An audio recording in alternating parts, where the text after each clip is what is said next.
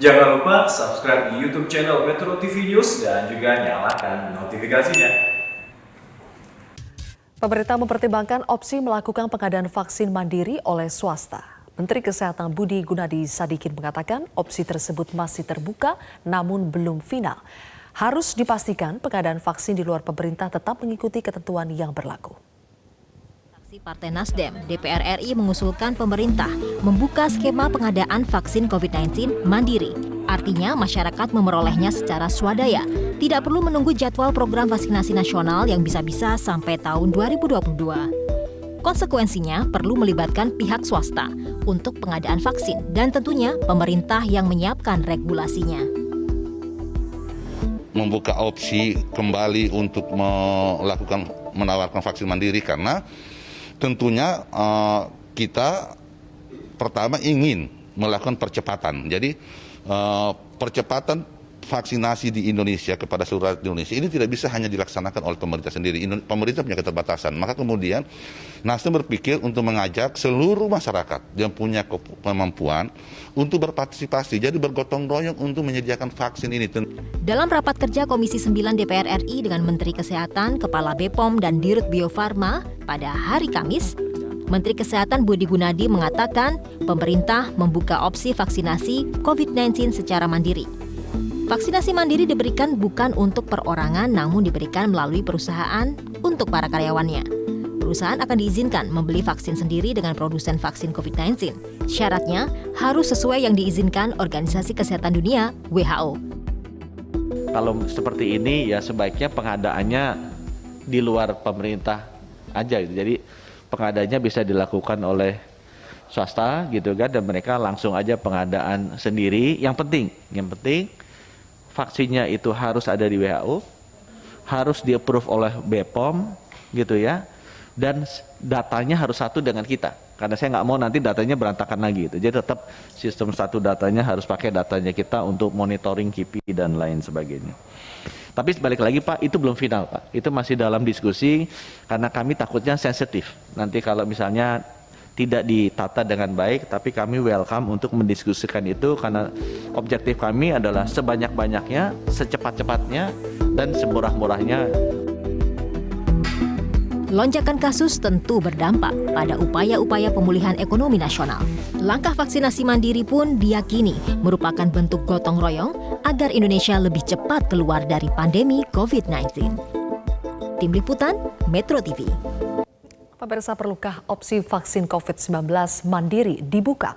Saya akan membahasnya bersama dengan Sekretaris Fraksi Nasdem DPR RI Saan Mustafa dan Guru Besar Fakultas Farmasi UGM Profesor Zulis Ikawati.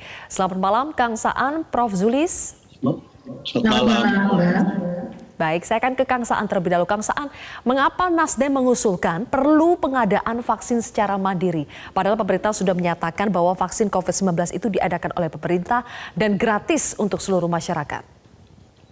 Ya, pertama kita mengusulkan skema vaksin mandiri itu dengan komitmen dan kepentingan kita ingin mempercepat mengakhiri pandemi COVID-19 ini. Semakin cepat pandemi ini berakhir akan semakin baik sehingga kita masuk pada fase pemulihan pasca pandemi ini di sektor ekonomi, sosial, pendidikan dan lain sebagainya. Nah, untuk mengakhiri ini ada dua hal.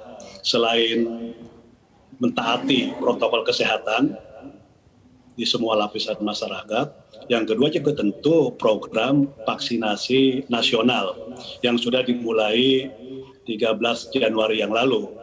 Nah, vaksinasi nasional semakin cepat, itu semakin baik.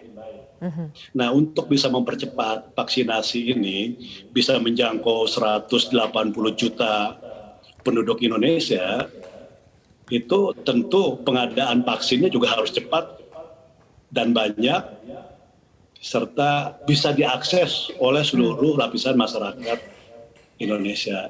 Nah, kalau kita lihat dari skema pemerintah melalui vaksin yang disiapkan oleh pemerintah, dan tentu kita mengapresiasi dan sebagainya, tentu sampai bulan April itu baru 50 juta vaksin yang tersedia, dan tentu itu untuk 50 juta penduduk Indonesia.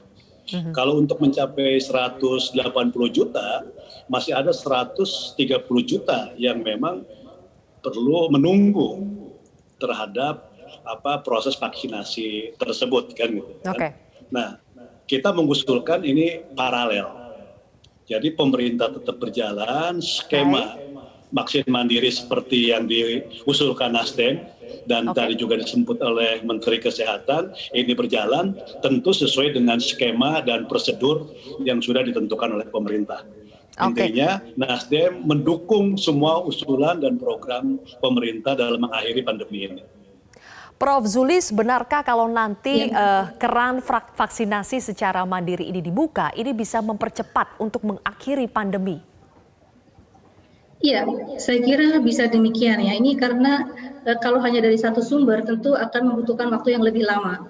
Jadi seperti vaksinasi yang lain ya, selain COVID kan juga ada jalur yang mungkin harus lewat pemerintah, ada juga yang bisa mandiri ya. Jadi saya kira untuk mempercepat tercapainya herd immunity atau kekebalan komunal itu kan harus mencakup sekian 70% masyarakat Indonesia harus tervaksinasi. Nah itu kalau hanya mendasarkan satu jalur mungkin akan lebih lama. Jadi saya kira itu opsi yang bisa dipertimbangkan. Oke, tapi seperti kata Menkes, isu mengenai vaksin ini diadakan oleh siapa, harganya berapa, itu kan sangat sensitif, Prof. Bahkan sebelumnya, awalnya pemerintah itu menyediakan ada vaksin bantuan pemerintah, kemudian ada vaksin yang mandiri. Awalnya seperti itu, tapi karena muncul polemik di tengah masyarakat, makanya digratiskan semuanya. Nah, bagaimana nantinya kalau misalnya betul opsi ini dibuka, bagaimana untuk mengurangi sensitivitas dari isu ini? Ya, saya kira tentu lembaga-lembaga yang akan mengadakan misalnya tentu harus sudah disetujui dengan oleh pemerintah, misalnya terdaftar di Kementerian Kesehatan, karena database sekali lagi memang harus jadi satu. Kemudian juga vaksin yang akan didatangkan misalnya juga adalah vaksin yang memang sudah mendapatkan approval ataupun paling tidak EUA dari tempat atau mungkin dari produsennya ya. Jadi artinya semua itu sudah harus ada regulasinya. Memang kita belum sampai detail ya tentang regulasinya bagaimana, tapi opsi untuk vaksin mandiri menurut saya itu hal yang bisa dipertimbangkan. Tentu saja tadi ya harus ada pengaturan-pengaturan supaya tidak terjadi juga ada vaksin palsu mungkin atau harga yang sangat bervariasi begitu. Jadi regulasinya terkait dengan harga, terkait dengan distribusi dan sebagainya. Oke, kalau menurut Prof. Zulis ini harus dipertimbangkan atau Anda sendiri sebetulnya setuju memang harus ada vaksin secara mandiri supaya lebih cepat, supaya lebih mudah selesai lah pandemi ini? Ya. Kalau menanyakan pada pribadi saya pribadi setuju untuk ada vaksin jalur mandiri. Karena itu akan mempercepat cakupan untuk vaksinasi. Baik. Kang Saan, sejak awal kan isu soal vaksin mau diadakan oleh siapa, gratis atau berbayar, harganya berapa, ini kan sensitif. Nah, kalau muncul lagi opsi untuk mempertimbangkan supaya ada vaksin mandiri, menurut Anda nanti polemiknya akan seperti apa di tengah masyarakat dan bagaimana pemerintah seharusnya bisa mengurai polemik ini? Saya rasa dengan kondisi yang ada hari ini, kesadaran masyarakat terkait dengan vaksin dan juga soal kebutuhan itu sudah tumbuh. Dan saya berkeyakinan kalau ini mulai kita wacanakan dan kita sosialisasikan, pemerintah juga memberikan berbagai pemahaman terhadap semua masyarakat bahwa ini dalam rangka akselerasi untuk mempercepat penghentian pandemi COVID ini, saya yakin itu bisa diterima oleh masyarakat. Yang kedua juga kita ingin mengembalikan semangat dan nilai kebangsaan kita, yaitu semangat gotong royong. Tidak ada sebuah pekerjaan yang sangat besar di tengah krisis ini untuk mengakhiri pandemi ini itu kecuali gotong royong ini harus dikedepankan, saling memahami, saling menghargai, dan saling mendukung. Jadi tentu orang-orang yang secara mandiri bisa mengakses vaksin, itu kita beri kesempatan. Ini juga biar juga pemerintah lebih fokus juga memikirkan, memperhatikan terhadap masyarakat yang memang benar-benar membutuhkan bantuan. Nah, hal seperti ini menurut saya penting untuk terus kita kedepankan. Jadi itulah semangatnya. Jadi kita ingin mempercepat dan mengembalikan semangat gotong royong kita. Prof. Zulis, tapi kan yang banyak dikhawatirkan adalah nantinya ketika ini dibuka kerannya untuk vaksinasi secara mandiri akan ada permainan bisnis, permainan harga, kemudian juga soal rasa keadilan nanti yang mampu akan dapat duluan sementara yang tidak mampu akan mendapat belakangan. Bagaimana menjelaskan persoalan ini kepada masyarakat? Ya, saya kira sebetulnya sama dengan obat COVID juga ya. Obat COVID itu kan ada yang dari pemerintah, ada juga misalnya didatangkan misalnya seperti remdesivir. Itu kan juga didatangkan oleh swasta juga ada, yang didatangkan pemerintah ada. Jadi artinya kita bisa memberikan opsi seperti itu. Tapi memang untuk vaksin mandiri ini pasti peraturannya harus benar-benar diatur gitu ya, artinya secara ketat sehingga semua aspek-aspek yang tadi dikhawatirkan bisa diprediksi ataupun bisa estimasi dari awal sehingga mungkin sudah ada rencana solusinya bagaimana.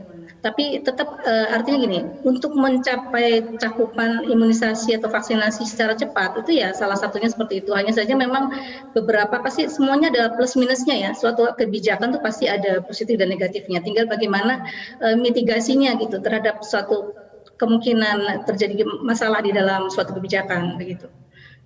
Oke.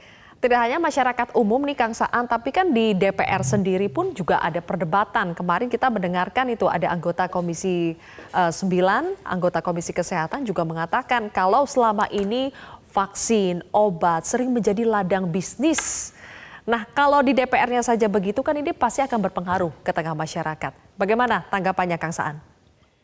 Tentu proses di DPR itu kan semuanya juga dalam upaya mendukung saya pahami ya, dalam upaya mendukung pemerintah agar pemerintah lebih firm, lebih pasti bahwa kalaupun misalnya vaksinasi ini istilah yang di DPR itu jangan sampai negara berbisnis dengan rakyat kan gitu. Nah maka sekali lagi saya setuju dengan Prof. Juli, regulasi itu harus diperketat. Jadi regulasinya yang terkait dengan soal pengadaan, harga, distribusi, semua itu memang harus dihitung secara detail, secara rigid, sehingga tidak menimbulkan dampak yang negatif kan gitu. Ini yang paling menurut saya paling penting itu yang paling. Baik, terakhir untuk Prof. Zuli sebelum pamit karena hanya bisa sampai segmen ini. Prof. Zuli sebetulnya praktik pengadaan vaksin secara mandiri khususnya untuk vaksin COVID-19 ya. Apakah ini lazim, biasa saja kalau di negara-negara lain? Iya, saya kira sangat mungkin ya. Jadi ya memang kondisi pandemi ini kan suatu kondisi emergensi. Memang biasanya pasti pertama kali pasti pemerintah dulu yang akan take over ya, artinya akan menyediakan. Tetapi tadi mungkin kondisi satu negara dengan negara lain kan bisa berbeda tergantung dari jumlah penduduknya dan sebagainya. Untuk mereka yang jumlah penduduknya kecil barangkali sudah cukup dengan di cover oleh pemerintah, misalnya cukup kaya juga misalnya negaranya. Tetapi misalnya untuk dengan jumlah populasi yang seperti di Indonesia yang cukup besar misalnya, sehingga takes time untuk mencakup semua imunisasi yang diharapkan dan itu saya kira suatu alternatif begitu ya. Cuma sekali lagi memang semuanya pasti ada dampaknya sehingga pastinya harus dipikirkan betul supaya nanti tadi yang dikhawatirkan tadi mungkin bisa lebih dieliminasi begitu atau ditekan begitu. Oke. Terima kasih Prof. Zulis Ikawati, Guru Besar Fakultas Farmasi UGM telah bergabung bersama kami. Dan untuk Kang Saan Mustafa kita masih akan melanjutkan lagi perbincangan kita usai jeda. Baik pemirsa, kami kembali melanjutkan perbincangan bersama dengan Sekretaris Fraksi Nasdem DPR RI ada Saan Mustafa. Karena fraksi Nasdem ini merupakan salah satu fraksi yang setuju adanya opsi untuk pengadaan vaksin secara mandiri. Kang Saan, kalaupun nantinya boleh, menurut Anda bagaimana mekanisme ideal untuk mengadakan vaksin secara mandiri? Kalau kemarin Menkes bilang vaksinnya harus masuk list WHO, disetujui BPOM, kemudian yang boleh mengadakan vaksin adalah korporasi dan syaratnya semua karyawan mesti dikasih vaksin. Mekanisme ideal untuk mengadakan vaksin secara mandiri menurut Nasdem seperti apa? Ya tentu memang saya harus terdaftar di WHO. Karena ini kan untuk kepastian jaminan keselamatan kan gitu kan. Ini kan semua tujuannya kan kemanusiaan, memberikan jaminan terhadap keselamatan warga. Maka tentu harus terdaftar di WHO. Yang kedua tentu juga harus ada izin dari BPOM. Nggak mungkin kan kita, wong vaksin yang disediakan negara aja izinnya agak lumayan lama. BP POM-nya kan gitu. Nah yang kedua tentu juga tidak bisa misalnya swasta dalam arti semacam bisnis ansih ya gitu kan. Tentu kita harus berikan kepada korporasi-korporasi yang memang punya jumlah pegawai atau karyawan yang besar kan gitu kan. Sehingga karyawannya bisa mengakses dan perusahaan juga bisa memberikan jaminan hal seperti itu.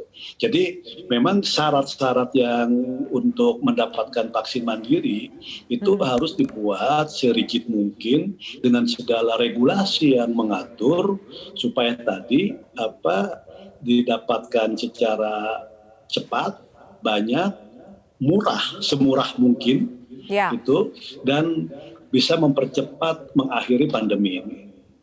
Oke, kalau berbicara harga nih semurah mungkin, kita maunya semurah mungkin nih Kang. Tapi kan seperti kita belajar dari misalnya rapid test yang kemarin atau PCR.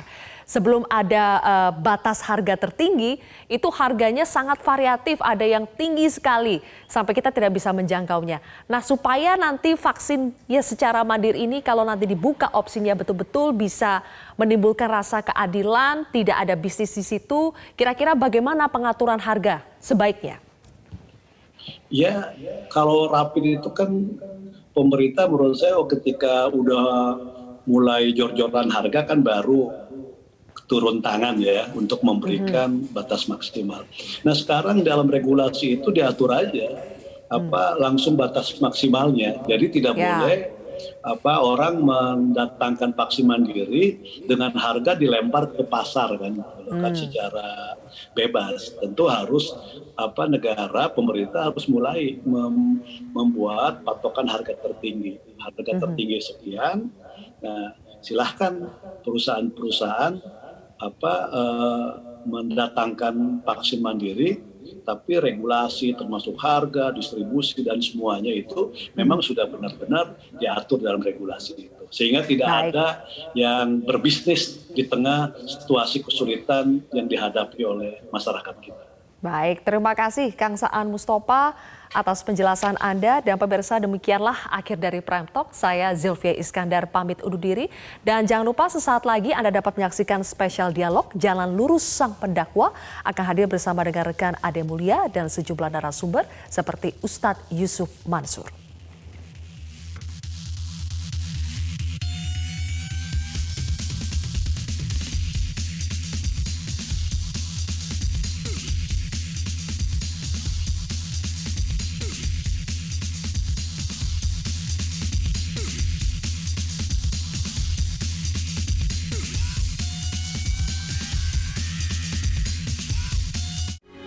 Metro TV,